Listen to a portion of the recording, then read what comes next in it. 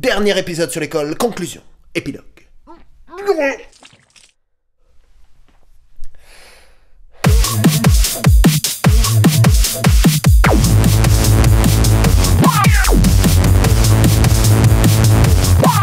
On a fait 3 épisodes sur l'école. Allez-y, s'il y en a un que vous n'avez pas vu, vous pouvez y aller. Vous pouvez cliquer dessus, ça va marcher. Alors comme là c'est l'épilogue et que j'ai été beaucoup dans la critique de l'éducation nationale, je voudrais souligner ici le fait qu'il y a des très très bons enseignants. Il y a des gens qui arrivent à mettre de l'humanité dans les rouages de la machine.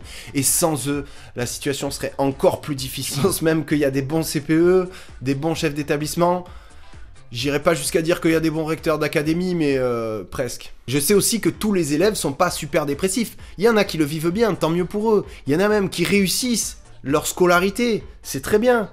Après, c'est pas parce qu'il y en a qui réussissent qu'il faut oublier tous les autres derrière. Ce que fait l'éducation nationale tous les jours, c'est de traiter les gens comme du bétail. Vous savez, dans les élevages industriels de porcs, on coupe les oreilles des bestiaux pour pas qu'ils se les bouffent entre eux. Eh bien, c'est exactement ce que fait l'éducation nationale avec l'enthousiasme ou l'envie de vivre des élèves. On a une énorme machine qui broie de l'être humain.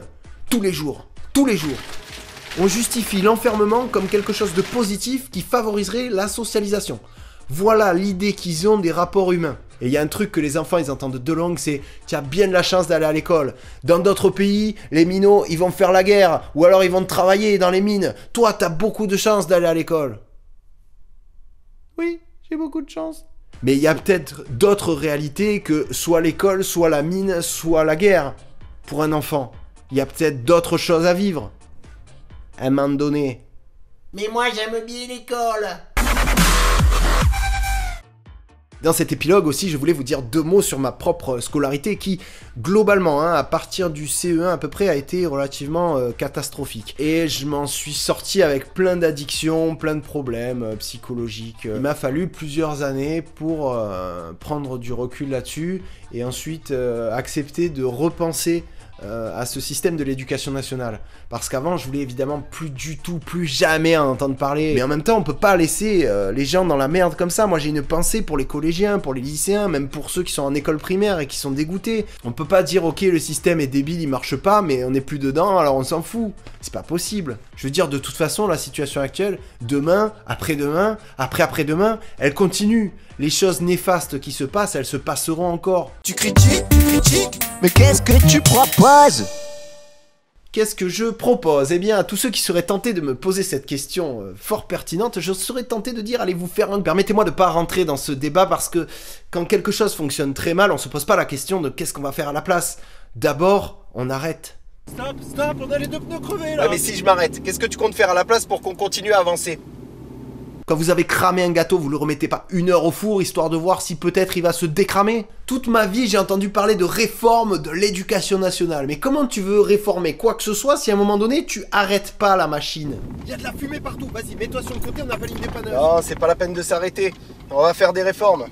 J'en ai un peu marre aussi que dès que tu critiques l'éducation nationale, on te dit oui, mais il y a des écoles alternatives, et puis l'école, c'est pas vraiment obligatoire, et tout ça. Mais arrêtez, faut pas se voiler la face, c'est quand même super compliqué de contourner ce système-là. Et en même temps, tous ceux qui sont dans la vraie éducation nationale, tu fais quoi? Tu les laisses tomber? Moi, j'ai juste envie de dire, ok, d'accord, il y a des trucs à faire, il y a plein d'alternatives, mais d'abord, on arrête le massacre. Je suis pas en train de te dire, toi, il faut que tu arrêtes l'école. Je suis en train de dire qu'il faut fermer l'ensemble des établissements scolaires de toute urgence. Arrêter la machine, quoi. Respirer. Prendre du recul. Vous imaginez que depuis que c'est en place, ce système, ça s'est jamais arrêté. C'est un truc de fou. Il y a comme un petit bonhomme en moi qui m'a dit ne m'oublie pas. Tu peux nous venger, tu peux faire quelque chose, tu peux dire la vérité au monde, il y a plein de gens qui vont être d'accord avec toi. Et ben moi maintenant, ce petit bonhomme, j'ai envie de lui donner la parole. Tu peux changer les choses. Et on peut tous changer les choses. On est capable d'arrêter le système scolaire. Si on le souhaite, si on le voit, si on le veut, si on y croit, on arrivera à le faire. On arrête, on ferme tous les collèges, tous les lycées, on arrête.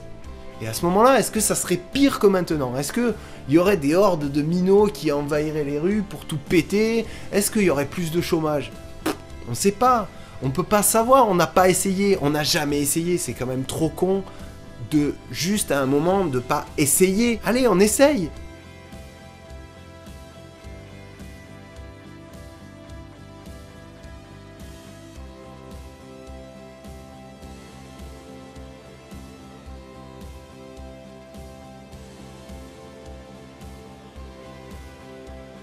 Je vais conclure cet épilogue là-dessus. Pensez juste à ce qui pourrait se produire dans la société si on arrêtait le système scolaire.